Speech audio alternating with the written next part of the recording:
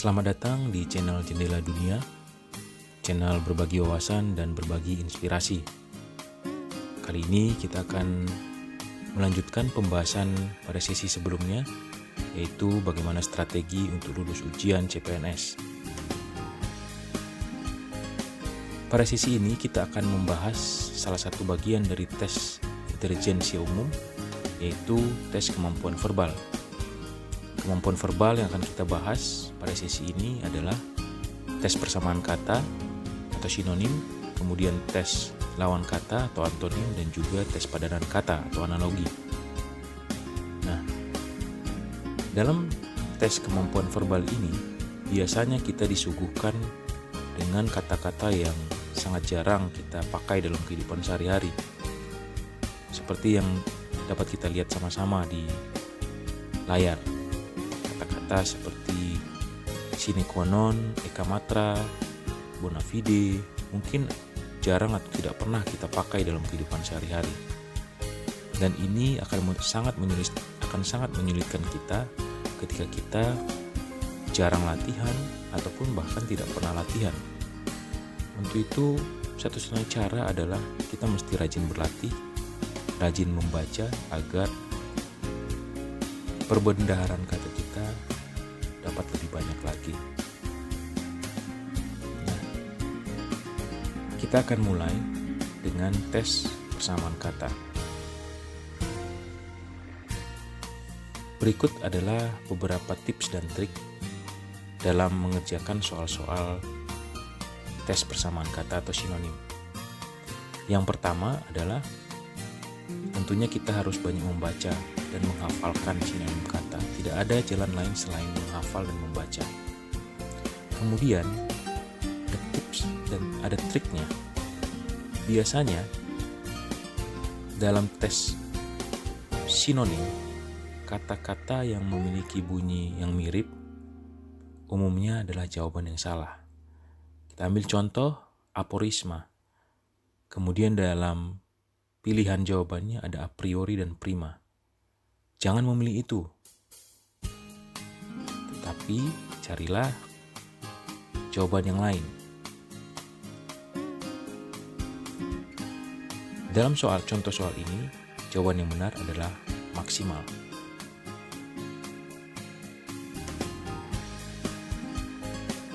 Nah, dari tips dan trik itu kita coba mencari jawaban dari contoh soal yang di awal tadi telah kita lihat bersama.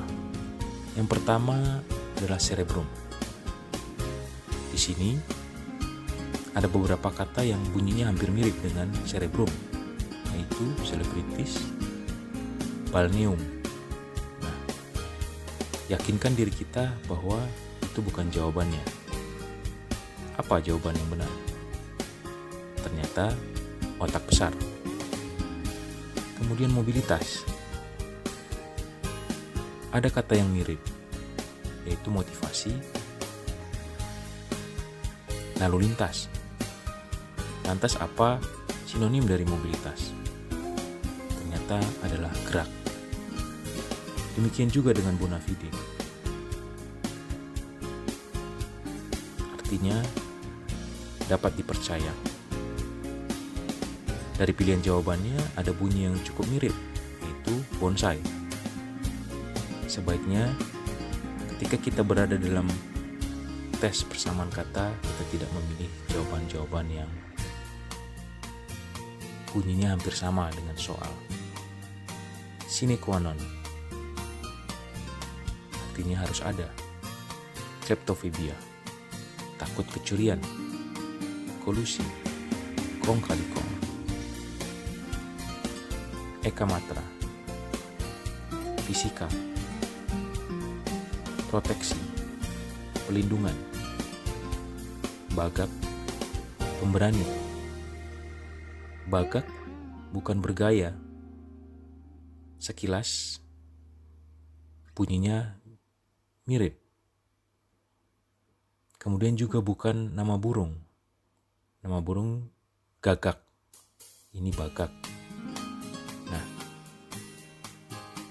selain tips dan trik tadi, maka persiapan terbaik adalah menghafal sinonim dari kata-kata ini.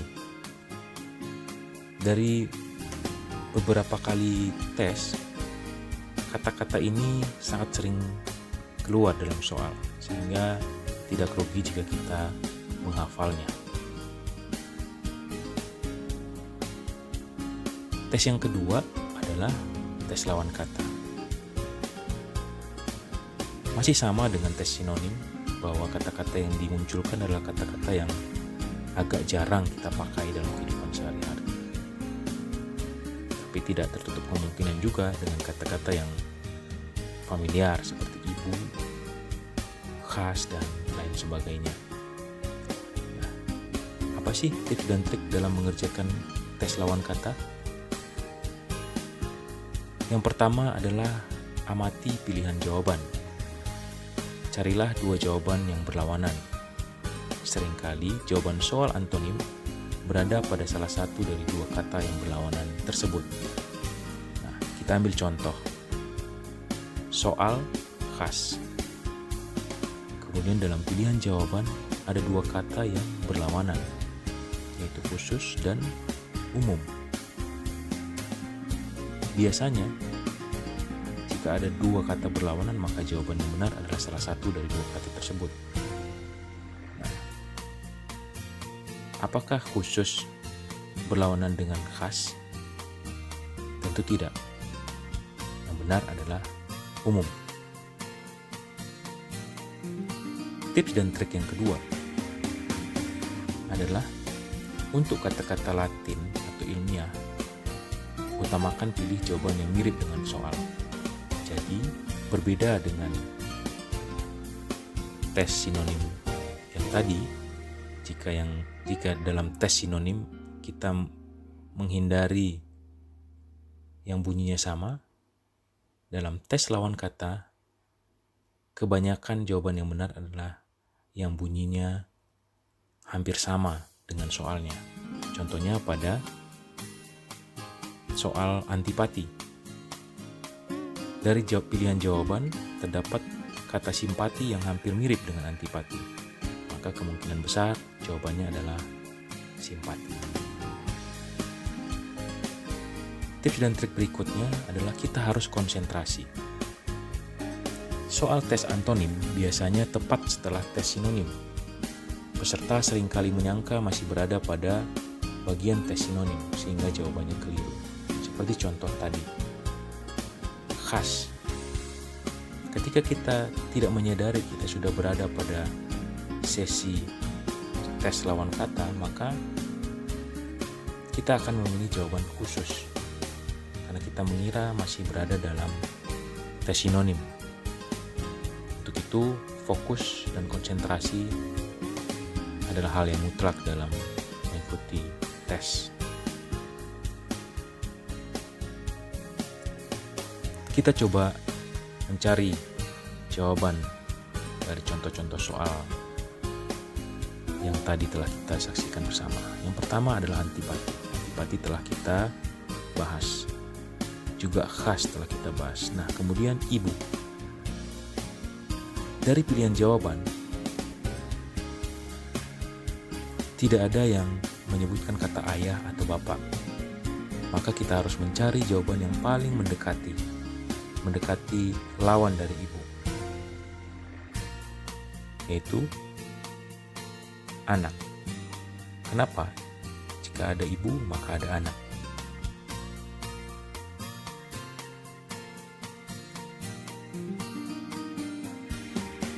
Kemudian kata muskil. Hampir semua jawaban mirip dengan kata muskil. Namun yang menjadi antonimnya adalah mungkin. Mungkin, muskil adalah sinonim dari kata mustahil. Mustahil lawan kata dari mungkin. Kemudian kata vokal. Tentunya kita sama-sama tahu lawan kata vokal adalah konsonan. Sporadis. Lawan katanya jarang. Sporadis adalah sinonim dari kata kerap atau sering. Sekuler. lawan katanya keagamaan. Rawan, lawan katanya aman. Amatir, lawan katanya jago. Nah, sekali lagi sama dengan tes sinonim, dalam tes lawan kata juga sebaiknya kita menghafal baik arti kata maupun lawan kata dari setiap kata ini. Tes verbal yang ketiga adalah tes padanan kata atau analogi. Di sini kita akan disajikan dua kata yang dipasangkan dan memilih jawaban dengan analogi yang paling mirip, paling sama dengan soal. Bagaimana tips dan triknya? Yang pertama, kita harus mampu menemukan kata kunci yang menghubungkan dua kata tersebut. Contohnya dalam soal kakak tua dan merpati. Kata kuncinya adalah kakak tua dan merpati sama-sama unggas. Maka jawaban yang paling benar adalah sapi dan kambing. Kenapa? Karena sapi dan kambing sama-sama mamalia. Kerbau dan ayam, kerbau mamalia, ayam unggas. Jadi tidak tepat.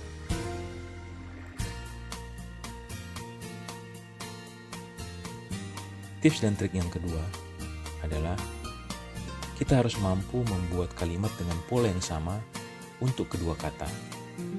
Contohnya kaki dan sepatu. Sepatu dipakai pada kaki.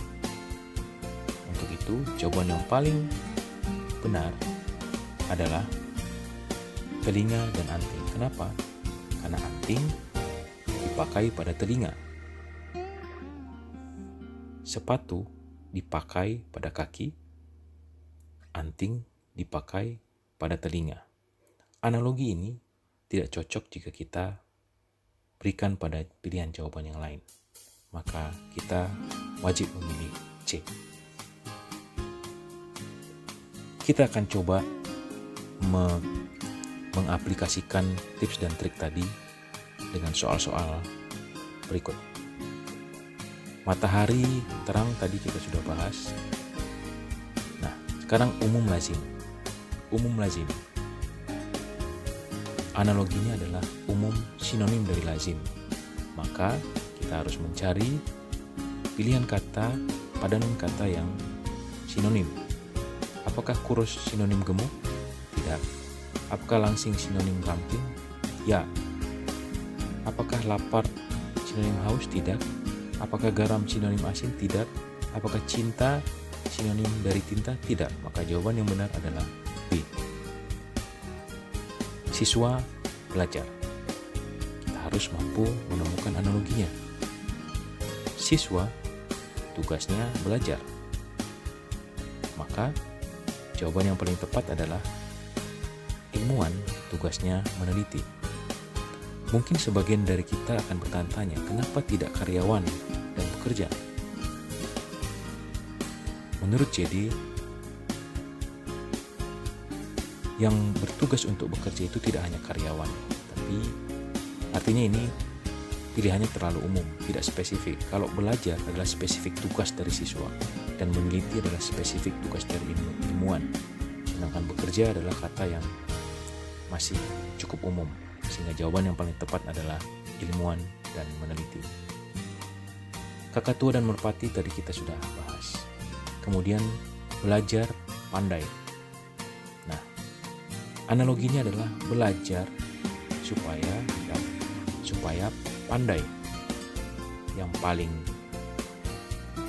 tepat adalah berpikir dan arif, karena kita berpikir supaya arif. Kita belajar supaya lebih pandai, kita berpikir supaya lebih arif. Kemudian kampung dan sawah. Kampung dan sawah analoginya seperti ini. Sawah biasanya banyak ditemukan mungkin lebih tepat seperti ini. Sawah hanya banyak ditemukan di kampung. Nah, Pada jawaban B, kita bisa memakai analogi yang sama. Gedung dapat banyak ditemui di kota. Kenapa bukan jawaban A? Karena perpus ini tidak hanya dapat ditemui di kampus, di perkantoran juga banyak. Dan kampus ini terlalu spesifik, sedangkan kampung dan kota menunjukkan tempat yang masih umum. Sehingga jawaban yang paling tepat adalah jawaban B. Gedung banyak ditemui di kota.